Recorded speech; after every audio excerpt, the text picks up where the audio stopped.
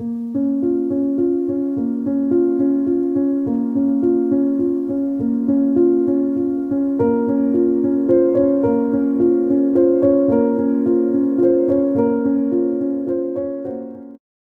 meus amigos e amigas do canal Monoteísmo Racionalista. Espero sinceramente que tudo esteja bem com vocês.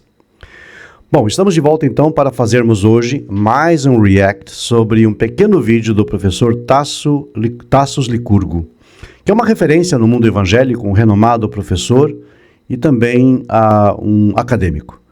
Desta vez, o tema foi o livro de Jó, em especial o assunto dos filhos e das filhas daquele patriarca bíblico. O ponto alto deste pequeno vídeo do professor Tassos é a análise que ele faz sobre as catástrofes que ocorrem na vida de Jó, já no primeiro capítulo do seu livro. De acordo com a leitura do capítulo 1, verso 3, Jó tinha 7.000 ovelhas, 3.000 camelos, 500 juntas de boi e 500 jumentas. Entretanto, como resultado dos seus testes, Jó acaba tendo perda total de seus animais e, o mais trágico, todos os seus filhos também morrem, nenhum deles sobrevive. Porém, quando chegamos ao final do livro, precisamente no capítulo 42, verso 10, nós lemos: "E o Senhor virou o cativeiro de Jó, quando orava pelos seus amigos. E o Senhor acrescentou em dobro a tudo quanto Jó antes possuía." Agora os versos 12 e 13. "E assim abençoou o Senhor o último estado de Jó, mais do que o primeiro, pois teve 14.000 ovelhas, 6.000 camelos, 1.000 juntas de bois e 1.000 jumentas. Também teve 7 filhos e 3 filhas." No vídeo, o professor Tassos então demonstra que, pelo que se lê neste capítulo, Jó teve suas antigas posses restituídas em dobro, passando de 7.000 para 14.000 ovelhas, de 3.000 para 6.000 camelos, de 500 juntas de boi para 1.000 delas, e 500 jumentas para 1.000. O professor Tassos então demonstra também que, pelo que se deduz do contexto, os filhos de Jó, que eram 7, deveriam ser 14, e as filhas, que antes eram 3, deveriam ser 6. Só que isso não ocorre. Para Jó, nascem então 7 filhos e 3 filhas, quando da sua redenção, um número idêntico de filhos que ele tinha no começo da história, lá no capítulo 1 do livro. Desta forma, a questão que o professor Tassos levanta é: qual a razão do número de filhos e filhas de Jó permanecer aparentemente o mesmo? Afinal, o texto parece dizer que tudo na vida de Jó teria sido duplicado. E para explicar esta aparente contradição, o professor Tassos diz que, de forma diferente dos animais, que na morte se extinguem, os filhos que morrem não deixam de existir, mas, segundo as suas palavras, estão nos braços do Senhor. E que assim, para de fato dobrar o número de filhos e filhas, Deus deveria dar a Jó exatamente o mesmo número da sua condição anterior, pois caso contrário, se Deus lhe desse 14 filhos e 6 filhas, o número seria, na verdade, triplicado. Segue-se que, para concluir desta forma, o professor acredita que os filhos e filhas não cessaram sua existência e que, de alguma forma, continuariam agora na presença de Deus ou juntamente com Ele. Há, entretanto, alguns pontos que precisam aqui ser salientados em relação ao pensamento do distinto professor. Em especial, um evento que ocorre já no primeiro capítulo de Jó, que nos traz alguns detalhes interessantes sobre o comportamento dos filhos e filhas do patriarca, sendo esses os versos 4, 13 e 18.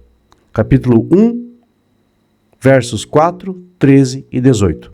Nestas passagens, nós somos informados que os seus filhos e filhas aparentemente viviam em festas e banquetes, regados a muita comida e bebida.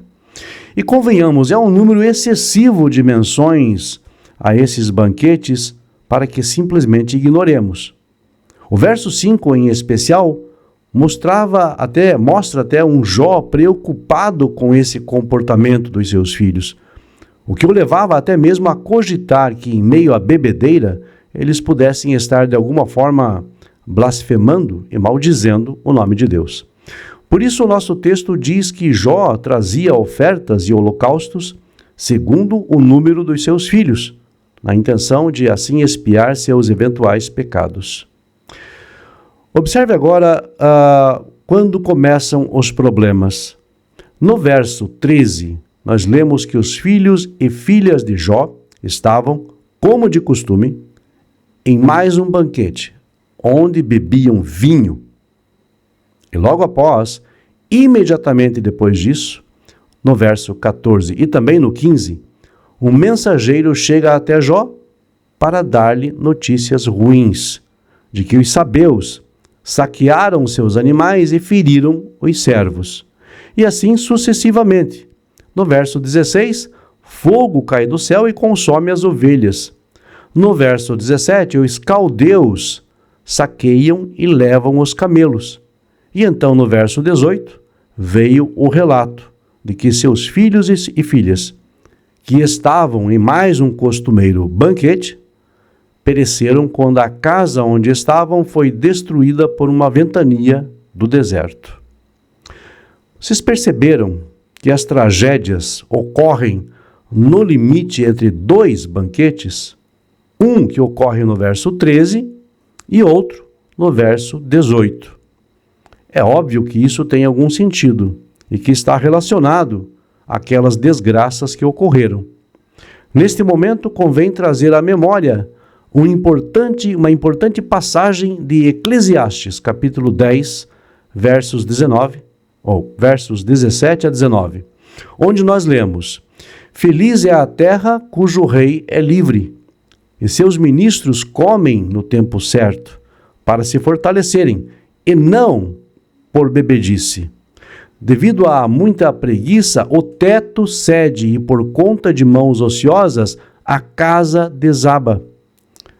Para a folia fazem banquete, e o vinho alegra a vida, e o dinheiro tudo responde. Nem ainda em teu pensamento amaldiçoes o rei, nem mesmo em teu quarto amaldiçoes o rico, porque as aves dos céus levariam a voz, e os que têm asas relatariam a notícia. As semelhanças desta passagem de Eclesiastes com os eventos do livro de Jó, acredito, não são meras coincidências. Os filhos e filhas de Jó faziam banquetes o tempo todo, regado a muita bebida, pelo que se percebe. Eclesiastes 10:17, temos uma advertência sobre bebedeira e banquetes por mera gula. Curiosamente, em Jó lemos que, enquanto eles estavam na casa, o teto desaba sobre eles. E o que diz Eclesiastes 10:18? Que pela preguiça o teto cede, e por mãos indolentes a casa desaba. O verso 19 nos fala do vinho e do poder do dinheiro, lembrando que a família de Jó era muito abastada. E finalmente o verso 20, que nos alerta por linguagem metafórica, segundo o Rashi, a não amaldiçoarmos o rei, ou seja, a Deus. Tudo bem que não temos registro no livro de Jó que seus filhos faziam isso, mas qual era mesmo o temor dele, o temor de Jó, sabendo que ele era também profeta?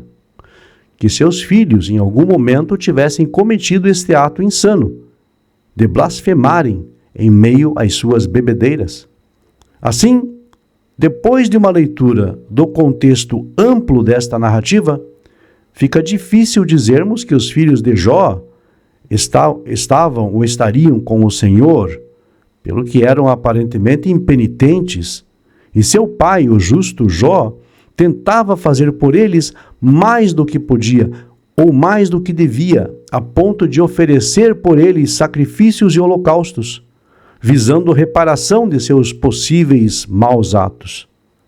Embora Jó fosse justificado pelas suas palavras e ações, essa em especial, de tentar fazer por outro o que o outro deve fazer, parece não ter surtido efeito, como não surtiu, pois, segundo se lê, ninguém pode de modo algum resgatar seu irmão, ou seja, seu próximo, nem dar a Deus resgate por ele, pois a redenção da sua alma é muito custosa, e eles devem ser abandonados para sempre. Salmos 49, 7 a 8.